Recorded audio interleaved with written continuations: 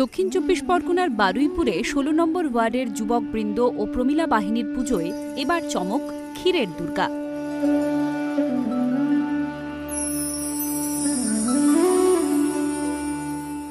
খড়ের কাঠামোর ওপরে চট দিয়ে তার উপর দেওয়া হচ্ছে ক্ষীরের প্রলেপ।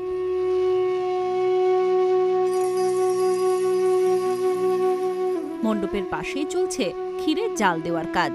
হাত দিয়ে ভালো করে মেখে নরম করার কাজ করছেন কারিগররা। শিল্পী প্রসেনজিৎ দাসের উদ্যোগেই ১২ ফুটের প্রতিমা তৈরি হচ্ছে এই পুজো মণ্ডপে।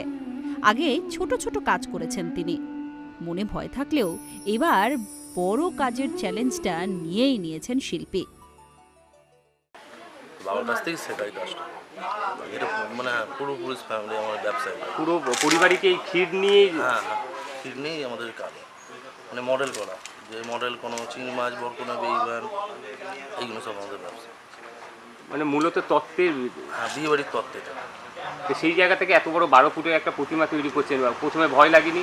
ঠিক মতো হয়তো একটু লেগেছে, তো দেখে মাত্র ৩ বছরে পা দিয়েছে এই পুজো। নতুন কিছু করতে গিয়ে বাজেটের পরোয়া করেননি ক্লাব উদ্যোক্তারা।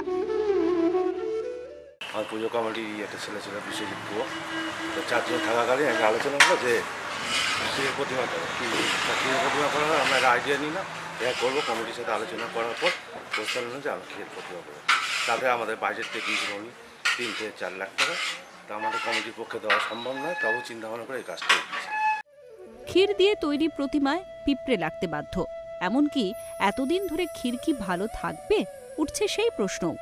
কিন্তু শিল্পী প্রসেনজিৎ দাস বলছেন, নষ্ট তো হবেই না, বরং ইচ্ছে হলে পুজো শেষে অন্য কাজেও ব্যবহার করা যাবে এই ক্ষীর। তাও এটা মোটামুটি এমনি এরম থাকলে মোটামুটি ১ মাস, আর যদি কাঁচের কভার করে ভালো করে কভার করে যায় মিনিমাম ১ বছর থাকবে, কিচ্ছু হবে না, মানে কোনো নষ্টই হবে না। ক্ষীরের প্রতিমা নিয়ে ইতিমধ্যেই কৌতূহলের শেষ নেই গ্রামবাসীদের। মণ্ডপে উঁকি দিচ্ছে স্কুল ফেরত পড়ুয়ারাও। এখানে এসেছি কেননা ক্ষীরের ঠাকুর হচ্ছে, তাই জন্য এখানে দেখতে এসেছি। ক্ষীর খেয়েছে কোনোদিন? হ্যাঁ, খেয়েছি। কোথায় পাওয়া যায়?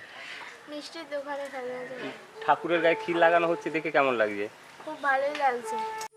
উদ্যোক্তা থেকে শিল্পী সকলের মনে ভয় থাকলেও যত দিন গড়াচ্ছে ততই হাসি ফুটছে তাদের মুখে। বারুইপুর থেকে তমাল সরকারের রিপোর্ট, সিএন।